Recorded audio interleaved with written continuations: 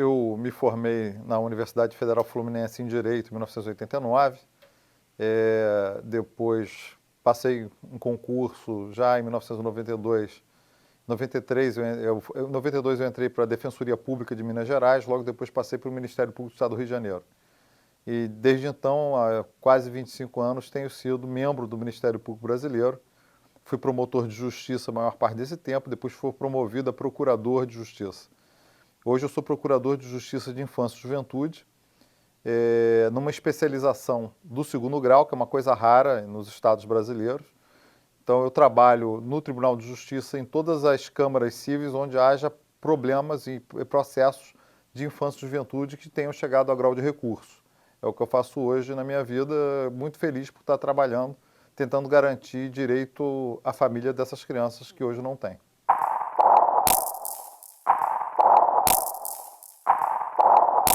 Nossos números são assustadores. Nós temos 47 mil crianças institucionalizadas. Esse é o número mais importante.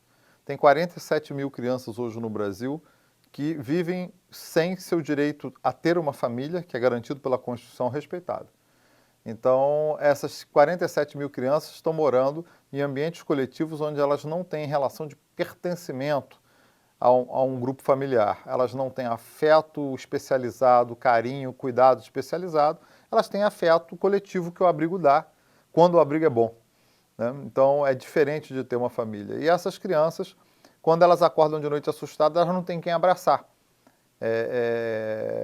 Os psicólogos têm sido unânimes, cientificamente comprovando que as crianças institucionalizadas têm deficiências cognitivas, deficiências emocionais, em função desse sentimento de abandono, que espizinha o seu amor próprio, que dá uma sensação de culpa por não fazer os outros a amarem.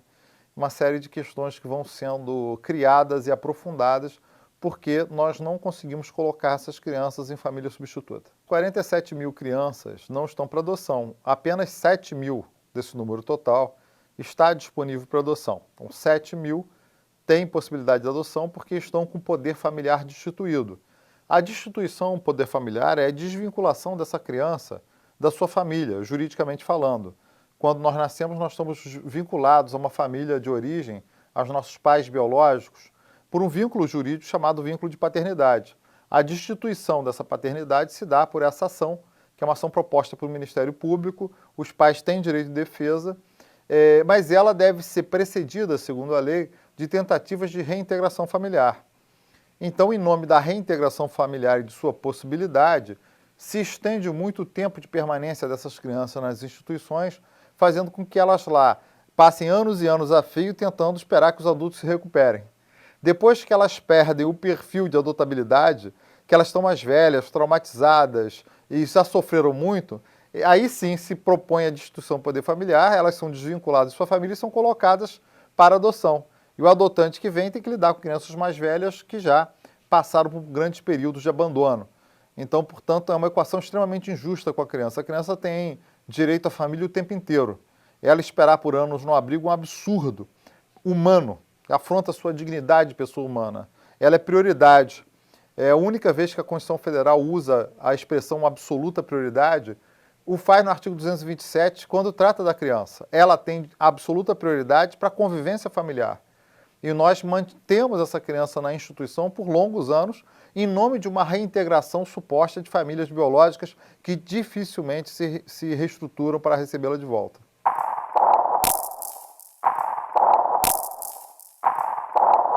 A ideia é que se faça esse trabalho para que essa família se reestruture. O fato é que muitas vezes essa família está com um processo de desestruturação, às vezes não é uma família, é uma mãe que tem filho com vários homens, e ela está numa situação pessoal tão degradante, vulnerável socialmente, que a sua reestruturação, a sua reconstrução como ser humano, para ter capacidade de cuidado de uma criança que a criança merece, vai levar um período muito grande e é improvável. Mas nós preferimos errar a favor do adulto, dando inúmeras oportunidades para as pessoas que custam muito a se reinventar, porque é difícil, e nós temos que saber que é difícil, e por pena dela, deixamos a criança perder toda a sua infância e às vezes a vida inteira em função das sequelas da institucionalização.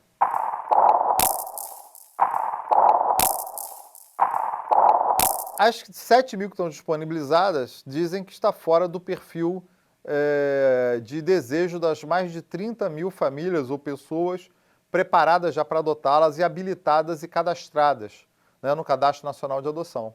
Então tem 30 mil pessoas, mas que querem crianças de menor idade, não querem crianças com deficiência, componente de grupo de irmãos, crianças mais velhas. Então são adoções que nós chamamos de necessárias, porque elas precisam ser conseguidas através da conscientização dessas pessoas e da ampliação do perfil que elas têm dessa criança desejada. Mas colocar a culpa no adotante brasileiro é uma covardia das instituições que não conseguem prover em tempo hábil a destituição do poder familiar daquelas crianças que não voltarão para suas famílias biológicas.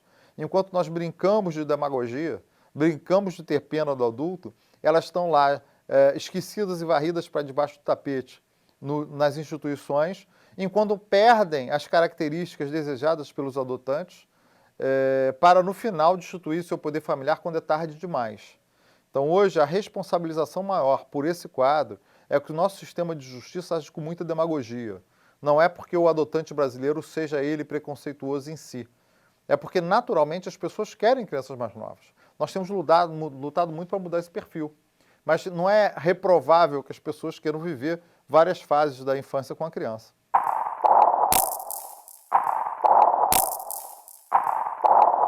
A legislação brasileira, todo ano há uma modificação qualquer no Estatuto da Criança e do Adolescente. É claro que ela pode ser mais clara em alguns pontos e que ela não é perfeita. O que precisa avançar é a nossa prática. A nossa Constituição Federal já determina que a criança tem prioridade absoluta e que ela tem direito à família. Então, uma criança hoje institucionalizada, ela só tem 2 saídas. Ou ela volta para a sua família de origem responsavelmente, com essa família com capacidade de cuidá-la. Essa análise, esse diagnóstico precisa ser muito rápido. Ou ela vai para uma família substituta, preferencialmente por adoção, onde ela se torna filho, e ela vai ter todos os direitos que um filho tem. A terceira hipótese, ficar no abrigo, esperando 2 anos, 3 anos, a gente decidiu o que faz com ela, que é a hipótese que nós estamos adotando hoje, é absolutamente desumana. Então, o que nós lutamos é uma mudança de paradigma, a institucionalização é um mal.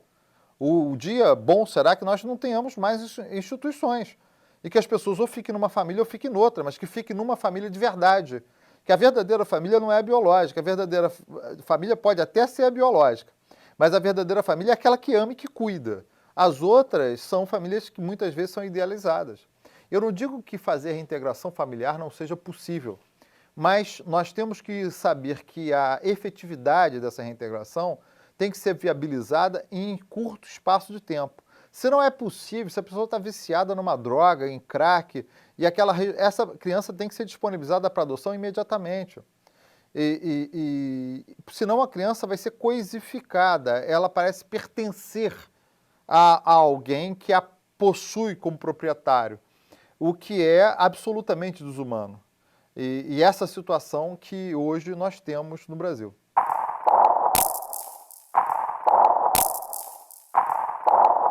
Ensinar as pessoas a amarem é uma pretensão deística do ser humano. Eu quero ser tão didático e acho que trazendo políticas públicas que vão amparar aquela família, pessoas que apagam cigarro nas costas das crianças vão passar a mal.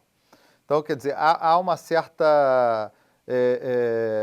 certo exagero no alcance das políticas públicas. Não há uma varinha de condão e isso não é uma atuação messiânica do poder público no sentido de que uma pessoa que agride a criança, que a negligencia, que dá pouco valor a ela, possa mudar esse comportamento em curto espaço de tempo. E dizer que isso é apenas em função da pobreza, porque eu tenho certeza que essa argumentação passa pela cabeça de todas as pessoas, que elas são pobres, estão desestruturadas, vieram de famílias desestruturadas, ótimo. Mas isso justifica alguém passar 5 anos numa instituição, acordando de noite do pesadelo, não tem quem abraçar? Isso justifica a criança não ter um carinho, não ter um aniversário, ninguém comemorar quando ela começa a dar os primeiros passos, ninguém comemorar o seu primeiro dentinho e esconder debaixo do travesseiro para fazer a brincadeira da fada, né? Ninguém se orgulhar do primeiro desenho que ela faz no seu jardim de infância. Isso tudo é preço de gente real e não de preço de gente inventada pela nossa sociologia. Nós não estamos num laboratório acadêmico criando hipóteses de mentira, nós estamos tratando de gente real, de carne e osso e alma, que está lá abandonada. Então, portanto, a pretensão que nós temos de ensinar as pessoas a amar e a atribuição desse abandono apenas à pobreza é um desrespeito com 99% dos pobres brasileiros, e mais do que isso, quase totalidade dos pobres brasileiros que, diante da falta de políticas públicas, dos desafios monumentais gerados pela pobreza, pela corrupção, né, pelos desacertos, diante do transporte que não atende, da falta de moradia digna, etc., mesmo assim, você vai nessas famílias e na maioria absoluta, monstruosamente absoluta, você encontra relações de cuidado com a criança. Elas não abandonam seus filhos, elas têm com eles uma relação de proteção. Para 1% que não consegue estabelecer relações afetivas, aí nós criamos toda uma história de pobreza que quase os canoniza e sataniza a adoção. A adoção sofre muito preconceito, e esse preconceito é ideológico, porque nós temos o problema de destituir o familiar do pobre. E atribuímos à pobreza as causas daquele abandono, mas não é isso. Se você perceber, na classe média e entre os ricos também há aqueles que abandonam. Só que essas classes não têm autorização social para colocar seu filho numa instituição. O que ocorre com a classe média quando você tem um irmão desajustado que não consegue cuidar do sobrinho? Você ampara. O avô ampara, o tio cuida. Há sempre aquele que se responsabiliza e que evita o escândalo maior na família. Há um rearranjo familiar para dar conta daquele abandono. Mas o abandono é presente em todas as classes sociais. Ele é mais perceptível na pobreza que o pobre pode receber, pode entregar a criança no abrigo e recebe a seguinte informação: vamos reestruturar a sua vida, você vai ter sua criança de volta. Né? Não é, olha, o que você está fazendo está errado, você tem que se aprumar para amar essa criança, porque se você não fizer isso em curto espaço de tempo, essa criança vai ser colocada numa outra família porque ela merece ser amada. Ela não é uma coisa, ela é o principal sujeito de direito dessa relação, porque ela é um ser em formação. Ela sofre mais, sofre caladamente, não põe fogo em colchão, não faz rebelião, não sequestra monitor, não está na mídia igual presidiário, igual adolescente infrator. Ela sofre calada e ninguém grita por ela.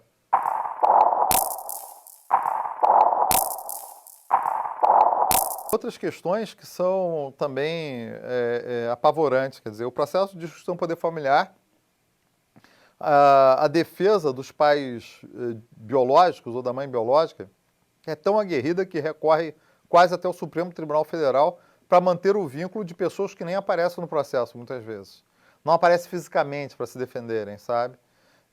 Pessoas que têm seus filhos há 2 anos e meio, nas instituições, 3 anos, que quando são destituídas, aparecem e querem contestar dizendo que o filho é delas. Né? Apesar de ter deixado o filho 3 anos numa instituição. Então, tem que se garantir o direito de defesa das pessoas, mas precisa se ter coragem. Nesses casos que fica evidente que esse direito de defesa é um abuso de defesa, que essa criança seja, pelo menos liminarmente, colocada já em família substituta, enquanto o processo de destituição corre. A criança precisa de família, quem não tem família tem pressa. Essa coisa de esperar o trânsito em julgado, da sentença de adoção, que ao ver, da sentença de destituição, precisa esperar o trânsito em julgado para que ela seja colocada, nós vamos ter que esperar o tempo do abandono, o tempo da propositura da ação, o tempo de todas as defesas que são possíveis, dos recursos, até que não caiba mais recurso para colocar essa criança. Então, ela completou 5 anos, 6 anos. E agora nós temos que encontrar alguém que adote com 6 anos, 7 anos. Né? Agora, se houver coragem no judiciário para receber aquele pedido de destituição do poder familiar imediatamente, o juiz verificando que essa devolução para a família biológica é, de fato, extremamente difícil, ele já coloca essa criança numa família substituta que pretende sua adoção, que está habilitada, que está no cadastro esperando e que tope o risco desse processo, em que o juiz já vislumbra desde o início que é difícil reversão. É necessário ter essa coragem, ou em nome da garantia dos adultos, nós vamos condenar as crianças a não terem família.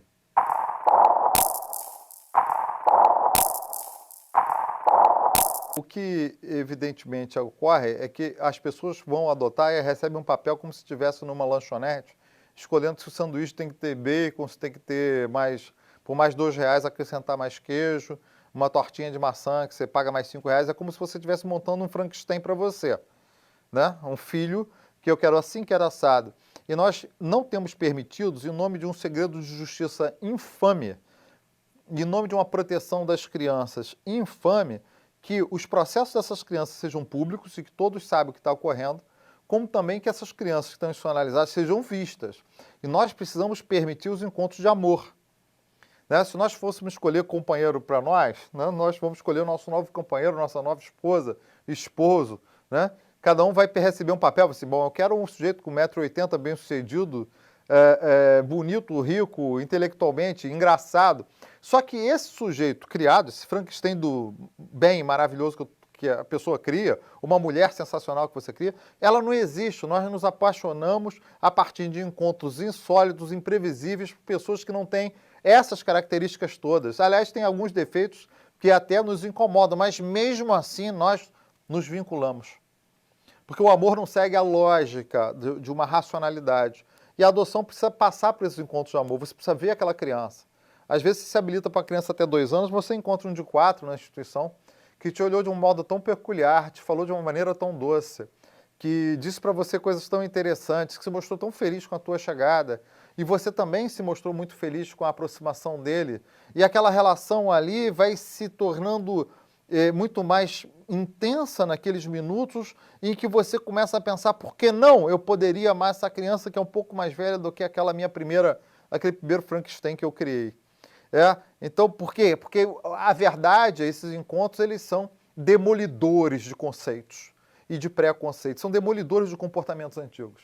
E é por isso que nós temos que permitir que os encontros de amor aconteçam nas instituições, que as pessoas visitem, que saibam a história da criança, por que ela está abandonada, há quanto tempo que a mãe não visita, tá certo? Porque essa mulher que vai ser defendida lá arduamente durante 3 anos de processo não pisou lá durante o período para fazer uma visita, ou ia lá de mês em mês. Então, vencer a demagogia que nós precisamos para salvar as crianças. E elas estão nessa situação porque a sociedade civil não tem conhecimento que elas estão nessa situação.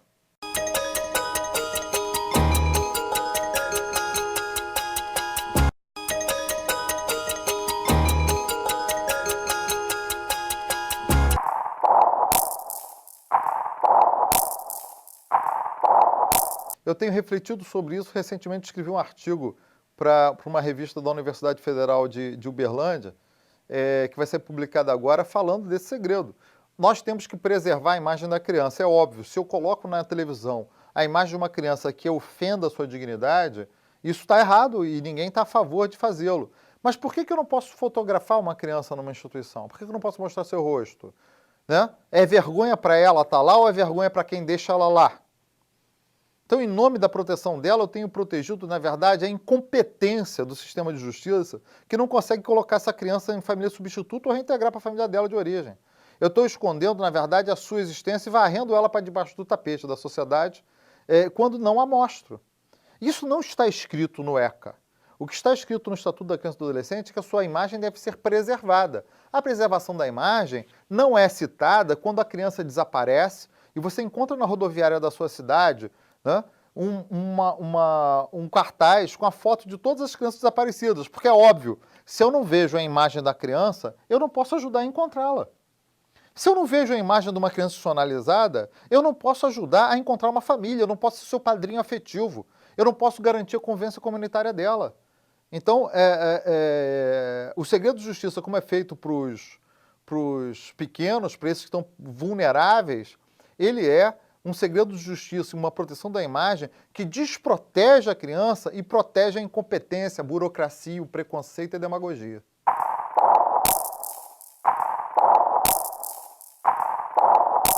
A busca ativa é o esforço que devia ser governamental, mas é da sociedade civil, de achar famílias para as crianças que necessitam. Nessa ordem. Nós buscamos famílias para as crianças, e não o contrário, crianças para as famílias. Os adotantes são extremamente úteis e bem-vindos nesse processo de busca ativa, porque eles são parte emocional dessa solução e devem ser muito bem tratados. Mas nós não buscamos crianças para o perfil que ele deseja. Nós buscamos pais para as crianças que necessitem de família. E aí são vários instrumentos que são criados para a busca ativa, né? Um deles é o Cadastro Nacional de Adoção, que foi criado há uns anos e funcionou, nunca funcionou bem maravilhosamente, mas ele tinha um modelo de funcionamento que era razoável, tinha seus defeitos, então houve uma tentativa do Conselho Nacional de Justiça de modernização e simplificação dele. Ficou horrível, piorou muito, você não consegue fazer vinculações de grupo de irmãos, você não tem clareza do que você está buscando, os adotantes, os cadastrados, não sabem qual é a sua posição em fila, não conseguem fiscalizar o Cadastro Nacional de Adoção. Então, ele hoje funciona muito mal. Há um esforço que eu ouvi dizer que o CNJ está empreendendo no sentido de sanar todos esses problemas e vir com um terceiro modelo, mas eu achava que podia voltar ao anterior antes de vir com o terceiro, porque o bom é inimigo do ótimo, entendeu? Nós hoje temos um péssimo Cadastro Nacional de Adoção. Mas ele era para isso, para pegar um adotante do Rio de Janeiro e vir adotar uma criança no Ceará, como aconteceu na casa de Jeremias, uma menina que veio aqui e adotou o Leandro, né, que hoje é niteroense, mora lá no meu estado, entendeu? E ela descobriu que o filho dela já estava aqui, tinha 6 anos de idade, e ela pôde vê-lo através do antigo Cadastro Nacional de Adoção, se vincular a ele e fazer essa adoção. Então é possível permitir os encontros de amor através desses instrumentos. Mas os grupos de apoio à adoção funcionam como busca ativa, tentando ampliar o perfil do adotante para outros padrões de criança que ele ainda não está acostumado, sem forçar a barra do sujeito, porque você não pode obrigar o cara que quer adotar um garoto de 2 a adotar um de 12 para não ter uma devolução, não ter um insucesso, né? Você tem que ter muito cuidado para não forçar por modismo ou por altruísmo a pessoa achar que está fazendo uma bondade. A adoção não é bondade, a adoção é quando você tem uma jazida de afeto no peito e quer dividir com alguém porque você quer ser feliz. O adotante não é misericordioso, não é a melhor pessoa que adota. Nós, adotantes, temos todos os defeitos do mundo. Nós simplesmente achamos uma forma de amor que nos faz feliz.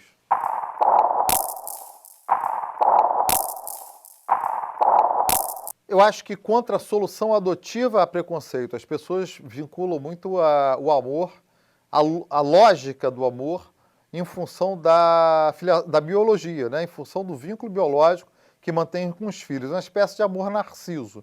Eu me orgulho no meu filho, daquilo que meu filho traz de mim, meus traços físicos, o meu temperamento, até dos defeitos nós nos orgulhamos porque nos vemos. Eu acho que é um certo consolo para a nossa finitude, né? Nós que vamos morrer e virar pó, né? Nos consolamos em ter um nariz que segue, né? Gerações adentro, né?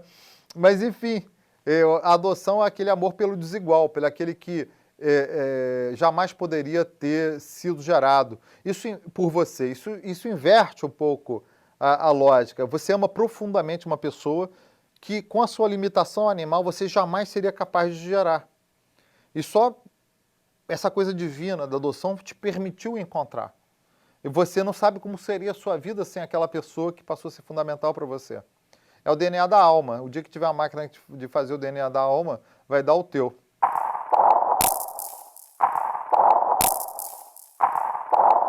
A adoção internacional é mais difícil para eles. Já foi muito maior, porque a Europa, sobretudo, passa por uma grande crise e o mundo todo passa por uma crise financeira e isso abalou um pouco a capacidade de deslocamento dessas pessoas. Primeiro, preciso dizer que só vão para a adoção internacional aquelas crianças que não encontram pretendentes no Brasil. Então, são crianças que não são adotadas por brasileiro, porque a preferência de adoção é para o brasileiro. Então, mas o sujeito é avaliado lá no país deles, reavaliado aqui, e essa criança que não encontra pretendentes brasileiros é colocada à disposição para adoção internacional. Eu conheço histórias lindas, diminuiu muito em função da crise, mas ainda resiste e eu acho que todo Estado devia ter a adoção internacional, porque a criança tem o direito à família. A criança não é um produto nacional que precisa morrer aqui numa instituição, porque nós somos um país independente. Se a criança não encontra brasileiros aqui dispostos a amá-la, porque ela tem 9 anos de idade, 10 anos de idade, e tem um espanhol, um português, um italiano, um francês que está disposto a amá-la, ela tem direito ao amor. O amor é mais importante que a nacionalidade. Esse casal que está aqui já está avisado que vai pegar crianças maiores. Então, portanto, quando ele chega aqui, o perfil dele já está naturalmente mais amplo. Eu não sei se é o perfil natural de todo estrangeiro. Muitas vezes as pessoas usam isso. O estrangeiro não se importa de adotar crianças maiores. Não sei, primeiro que tem pouca criança disponível menor lá para adotar no país dele. O país dele tem menos problema econômico e menos problema de drogadição, né, de abandono. Mas mesmo assim, eu acho que não há números para avaliar se o estrangeiro é mais generoso, se adota mais, se é menos generoso. Eu acho que é precipitado falar que eles são melhores do que nós. O fato é que se vêm para cá e estão dispostos a pegar a criança que está fora do perfil, essa criança tem direito à família. E aí esse estrangeiro é muito bem-vindo. E eu, na minha experiência, quando atuei como promotor na Comissão Estadual Judiciária do meu estado, o estado do Rio de Janeiro, os estrangeiros são como os daqui, vem aqueles casais heterossexuais casados há algum tempo, eles têm que obedecer a lei de lá de adoção, em alguns lugares só pode adotar o casal heterossexual, então, e é casado há não sei quanto tempo, com mais de 25 anos, então há restrições que na lei brasileira não existem. Mas em outros lugares, onde a legislação é mais aberta, você pode adotar vivendo em união estável ou casado com a pessoa do mesmo sexo. Isso também é admitido no Brasil. Então, portanto, o que nós vemos aqui entre espanhóis, brasileiros, italianos enfim, franceses ou americanos, seja lá qual a nacionalidade, é que são gente feita de carne, osso e alma de todos os matizes.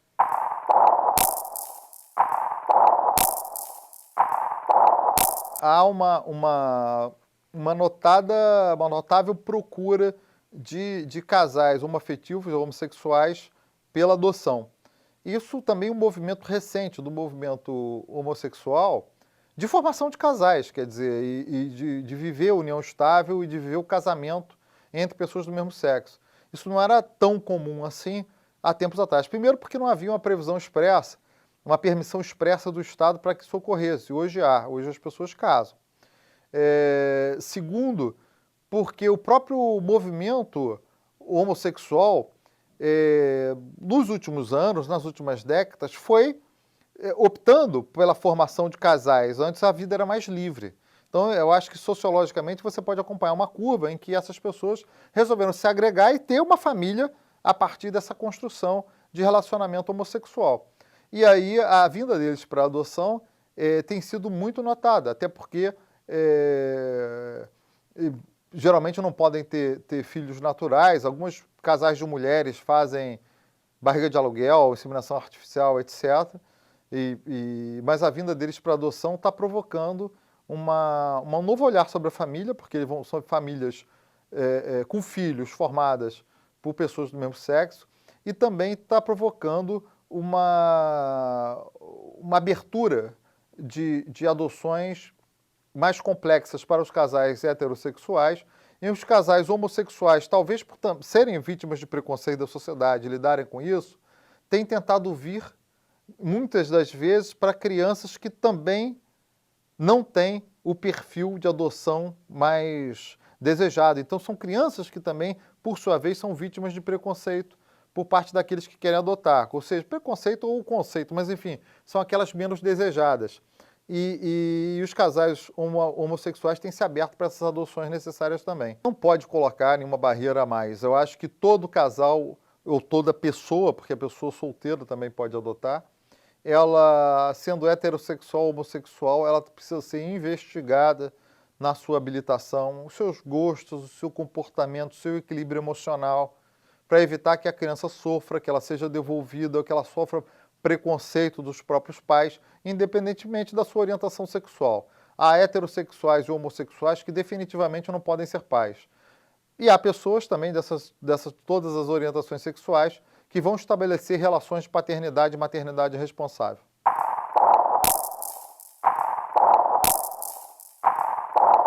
A lei diz que essa criança só pode passar 2 anos institucionalizada. Então, de 6 em 6 meses tem que fazer a reavaliação do caso dessa criança e deve ser proposta a destruição do poder familiar para que essa criança seja colocada em família substituta. A lei também diz que depois desses 2 anos ela não pode ser jogada dentro d'água, quer dizer, se ela não tiver para onde ir. Todo o movimento da lei é para que se apresse a solução. Ou ela volta ou ela vai para outra família. Mas não existe limite de tempo para isso como final. O limite é 18 anos de idade, quando as crianças completam a maioridade. Né? E vão para onde? Vão para onde Deus mandar. Tem sido criado alguns programas de formação de república para abrigar essas crianças, etc. Mas o sujeito com 18 anos vai para onde quer, ninguém pode colocá-lo em instituição nenhuma, nem república nenhuma, tem que ser a vontade da pessoa que tem que ser respeitado porque ele passa a ser adulto.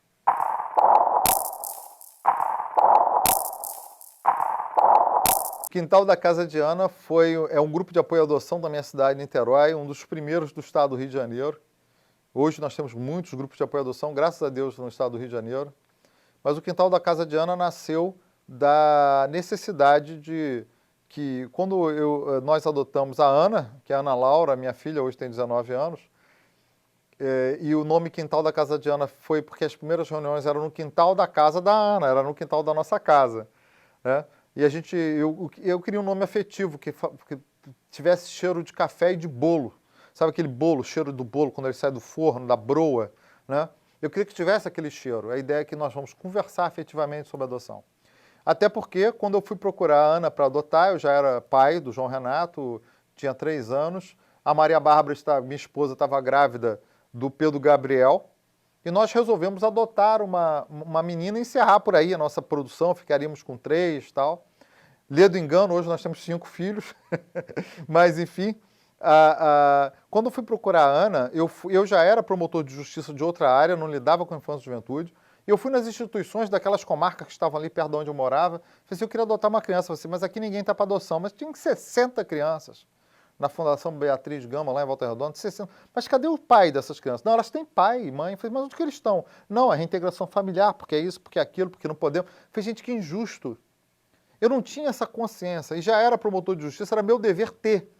Eu não tenho raiva de quem esteja ouvindo essa conversa pela primeira vez e não tivesse visto desse ponto de vista que eu estou expondo. Não é uma questão de acusar as práticas, mas de chamar a atenção para a real necessidade da criança. É a criança que está em primeiro lugar. E aí eu decidi fazer um espaço para conversar com a adoção, para convencer as pessoas a adotarem, para lidar com o judiciário e com o Ministério Público, convencê-los a ter mais pressa, mais celeridade nos seus procedimentos para que essas crianças fossem colocadas em família. E aí nasceu o Quintal da Casa de Ana, que virou um grupo de apoio à adoção referência, e graças a Deus cresceu muito e participa dessa polícia. São mais de 150 grupos de apoio à adoção no Brasil. Então, quem está interessado em adotar, quem quer conversar sobre adoção, deve procurar o grupo de adoção da sua cidade ou da cidade mais próxima. Manda e-mail, entra no site da ANGAAD, Associação Nacional dos Grupos de Apoio à Adoção, procura um grupo de apoio à adoção, mesmo que esteja longe, manda e-mail, liga, telefona, que as pessoas vão ter prazer em atender. Está todo mundo lutando para que as crianças tenham família.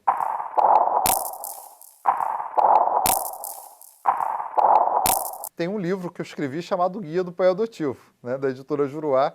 Esse Guia do Pai Adotivo, na verdade, não trata de como fazer. Isso você encontra no site de qualquer vara de infância e juventude, qual documento que você leva, quem você procura.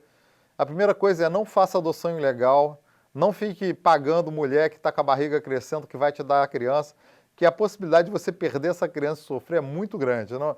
Procure a vara de infância e juventude, se habilite, procure o grupo de apoio à adoção. Mas o Guia do Pai Adotivo que eu escrevi fala do universo afetivo do pai adotivo. O que é ser pai por adoção? O que é se entregar a essa verdade amorosa que a adoção significa para a pessoa? É sobre isso que o livro fala. O amor é diferente. Ele não é maior nem menor. Ele é provocado por outras razões. Eu digo sempre que, apesar de ter 3 filhos biológicos, né, eu tenho 5 filhos, 3... Eu não fiz o DNA, mas eu acredito que sejam meus filhos, piamente, correto? Que a Bárbara é uma pessoa muito legal e eles parecem comigo. Também, se não for agora, não adianta aparecer pai lá para pagar alimento, que eu não deixo, porque eu sou muito machão. Agora eu paguei tudo, paguei parto, paguei escola, são os meus filhos. Eu adotei esses 3 filhos biológicos. E a gente só é filho quando efetivamente alguém adota a gente. A gente teve que nascer de algum jeito, então nós somos biológicos. E ao mesmo tempo nós somos adotivos, que todos nós que somos seguros emocionalmente, conseguimos enfrentar as dificuldades da vida, os desafios, que nós temos essa capacidade, nós somos assim porque alguém nos amou. Alguém parou o tempo dele para o nosso tempo, para a nossa vida. Alguém teve cuidado conosco.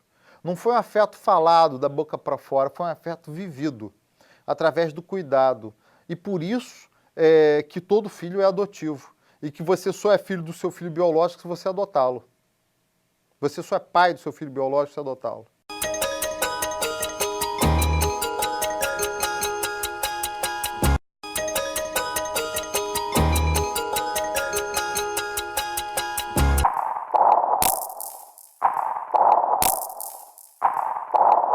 O Ministério Público do Estado do Rio de Janeiro lançou um projeto extremamente interessante chamado Quero uma Família, em que todas as crianças que estão em busca ativa no Rio de Janeiro vão ser colocadas lá suas fotos, filmes com ela falando, seus desenhos, suas redações, o que ela gostaria de ser. Então, qualquer pessoa habilitada no Brasil se cadastra nesse projeto e pode ter contato com esse material de todas as crianças disponíveis para adoção do Estado do Rio de Janeiro que lá serão inseridas. Então, portanto, é a primeira vez que o adotante, em vez de ter que escolher a partir de um papel em branco, ele passa a ver as pessoas. O sistema não vai permitir contato direto da pessoa mandar um e-mail para a criança. A pessoa que se interessar por uma criança é direcionada para a vara para lá pleitear a adoção dessa criança, ou um contato, fazer um estágio de convivência, uma visita, e tudo vai ser feito acompanhado pela Justiça, pelo Ministério Público. Então, portanto, é um projeto extremamente seguro para a criança. Mas ela deixa de ser invisível. Ela passa a ser vista por aquele pretendente de adoção. Veja, só as pessoas habilitadas para adoção que poderão ter acesso. Então, o sujeito que já foi avaliado para a Justiça, né, já foi permitido que ele adote, e ele vai ter contato, então, com as crianças, com as suas obras de arte, com as suas ideias, com o seu sorriso, e a gente tem esperança, já está começando a ver cada adoção linda a partir desse projeto, que isso se torne uma regra em todos os estados, que cada estado tenha o seu Quero uma Família, para que todas as crianças possam ser vistas.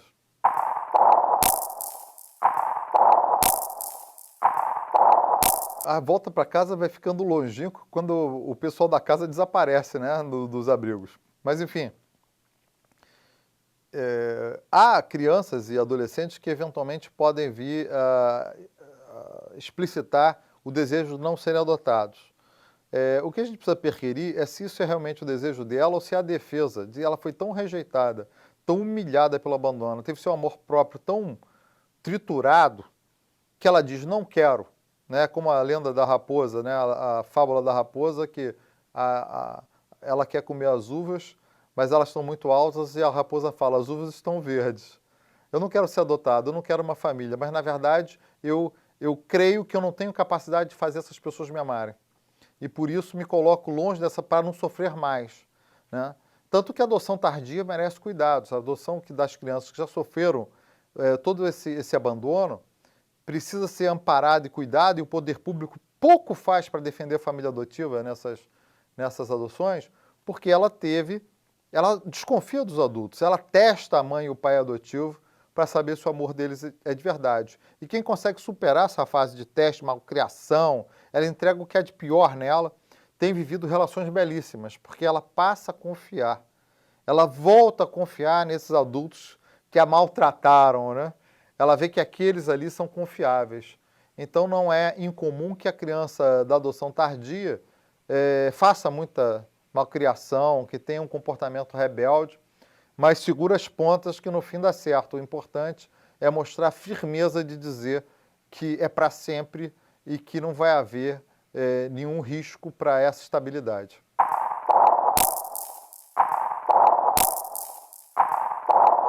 A desvinculação do poder familiar faz a família biológica ficar uma estranha do ponto de vista jurídico para a criança.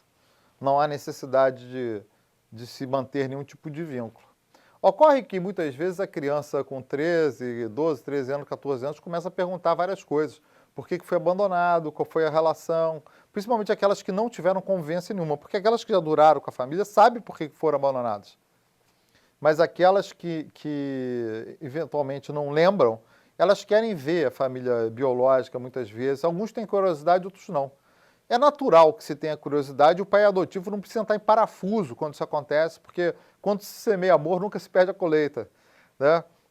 Os depoimentos que eu tenho dessa fase são muito interessantes. Pessoas que voltam para a família e não vai ter um abraço no estilo de novela. Meu Deus, meu pai, por que você me abandonou? Geralmente é assim, a pessoa vê, constata, vai embora e nunca mais procura, porque ela queria ver como as pessoas são. Ela sacia aquela curiosidade. Em alguns relatos psicológicos, até às vezes ela se sente culpada porque a família está numa situação ruim e ela está numa situação excelente, né? Como há outros que não têm a mínima curiosidade, não estão a fim de ver, porque estão reconstruindo sua história de outra forma. Eu acho que essa vontade deles tem que ser respeitada. Ele tem direito à verdade, né? Ele tem direito a saber que é adotivo, ele tem direito à verdade. A adoção, se ela não for falada e comemorada em casa, ela gera grilo, ela gera a sensação de ser uma filiação de segunda grandeza, inferior à filiação biológica, porque não é de verdade, seu pai é diferente de você, ouve na escola. Então você tem que vestir a camisa da adoção e dizer, olha, a adoção é o grande vínculo que nós temos com todas as pessoas no mundo. A adoção eu celebro o meu encontro com você. Você não nasceu de mim, você nasceu para mim. Sabe? E a partir daí, enfrentar. Essa é a nossa história. Você veio de outra barriga, de outra mãe, de outra mulher, e nós agora somos uma família, porque o que nos vincula é absolutamente legítimo e mágico, que é o amor, e que é mais importante que tudo. A família adotiva precisa ter essa pegada, né? Não ficar escondendo as coisas, porque é ridículo, porque tem sempre alguém que conta, e porque todos os segredos familiares são muito prejudiciais emocionalmente.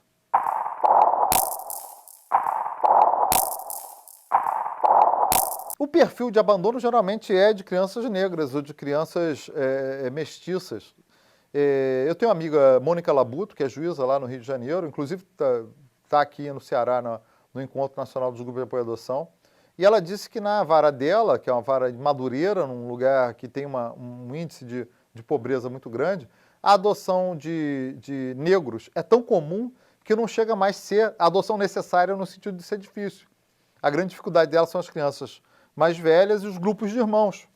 Que o grupo de irmãos, se adotar 4, se adotar 5, não é só uma questão de afeto, é questão de salário, né? É questão de condições de tomar conta de um grupo que já vem pronto para dentro da sua casa, você tem que parar de trabalhar ou tem que contratar alguém para tomar conta.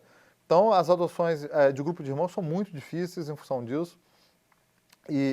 Enfim, nós não podemos condenar as crianças ao martírio solidário, mas precisamos tentar fazer com que eles sejam adotados em conjunto ou dividir em blocos essas crianças em famílias próximas que possam manter o convívio, as soluções criativas que são possíveis. Mas a adoção de negros ela tem sido uma adoção muito bem sucedida, adoção interracial, de pessoas brancas que adotam negros e vice-versa.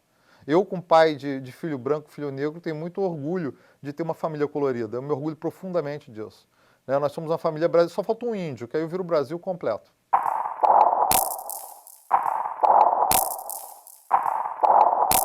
Eu tenho grande esperança de todo esse esforço que nós temos feito nos últimos anos, dos grupos de apoio à adoção, ter um efeito na sociedade civil para 3 coisas.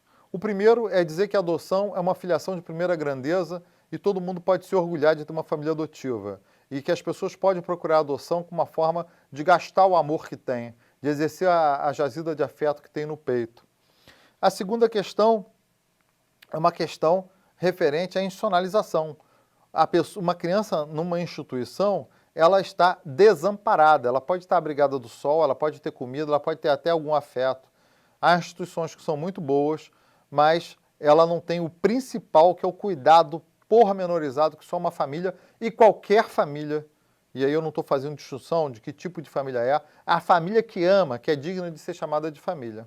E terceiro, para o sistema de justiça, que nós tenhamos a capacidade, nós integrantes do sistema de justiça, a capacidade de saber, nós, psicólogos, assistentes sociais de varas, né, nós, promotores, juízes, nós tenhamos, defensores públicos, nós tenhamos a capacidade de ver que a culpa, a conta é nossa, somos nós que somos historicamente chamados a acabar com a morte civil das crianças que estão institucionalizadas e varridas para debaixo do tapete da sociedade.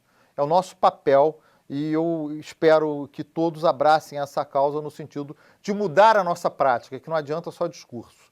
No dia seguinte, nós temos que ter um olhar diferenciado para a institucionalização e fazer com que ela acabe, que essas crianças tenham uma família que as amem.